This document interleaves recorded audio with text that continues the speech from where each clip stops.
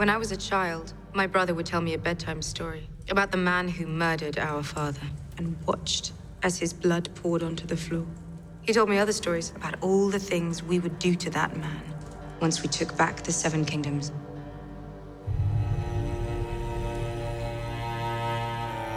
When Jaime shows up to Winterfell, it's very difficult for almost anybody to know how to feel about it. On the one hand, Dany looks at him as this is the person who murdered her father, and even if she has come to terms with who her father was and what her father really was, it probably doesn't entirely erase the sting of her father's murderer showing up on her doorstep. Your sister pledged to send her army north. I don't see an army. She never had any intention of sending her army north. Tyrion has made a number of mistakes now, and Dany's really at the end of her patience because she has a lot of fondness and respect for Tyrion, but many of his plans have really gone awry. And now Jaime Lannister's here, but not with the Lannister army. Your Grace, I know my brother. Like you knew your sister. Tyrion can't really fight back because he knows she's right. I mean, he really did make a grievous mistake. If Tyrion has a flaw, he's a very clever man, but sometimes clever people overestimate their own cleverness. You don't know me well, Your Grace, but I know Sir Jaime. He is a man of honor. For Brienne, I think she's in love with someone who doesn't realize that she is because that kind of experience hasn't been a part of her life. She's feeling things that she can't really process because she never grew up in a world where those things were an option. She's so used to Jaime taunting her and being the kind of nasty Jaime Lannister of old that she's just suspicious at first that he's playing her and that he's gonna reveal his true intent. I'm not the fighter I used to be, but I'd be honored to serve under your command, if you'll have me. He really believes in her as a soldier and he wants to be there next to her, so I think she's really shocked by his sincerity. Lady Sansa, I was hoping we could speak alone.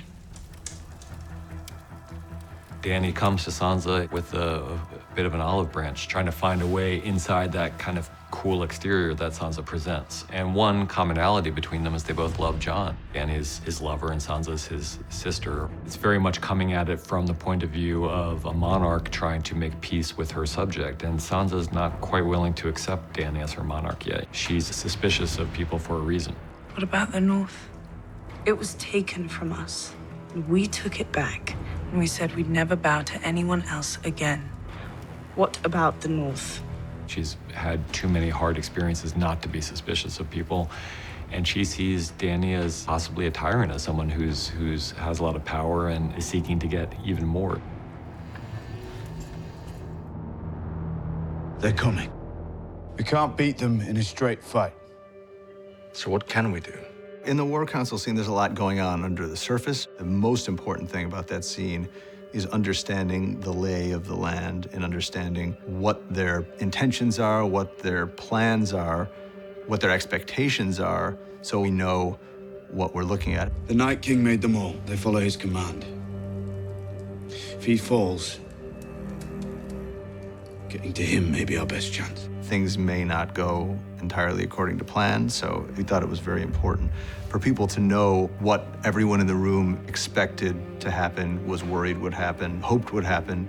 In addition to that, there are a lot of human moments. We'll put you in the crypt where it's safest. No, I'll wait for him in the Godswood. We're not leaving you alone out there. He won't be. I'll stay with him.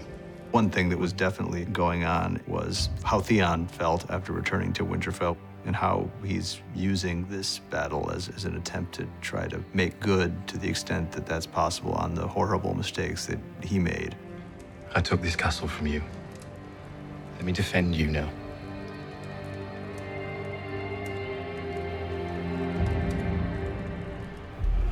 You're not the knight? Women can't be knights. Why not? Tradition. Any knight can make another knight. Kneel, Lady Brienne. Brienne has been more knightly than any of the knights I think we've seen. I mean, she's a paragon of strength and honor and being true to your word.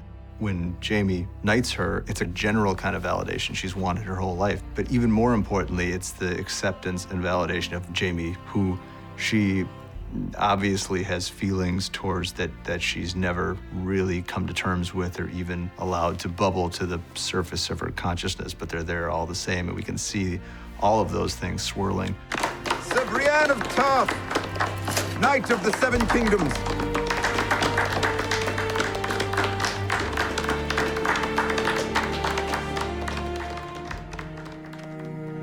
For us, what was interesting about this episode was always that it's our last night together, and everyone, I think, would face the end in different ways.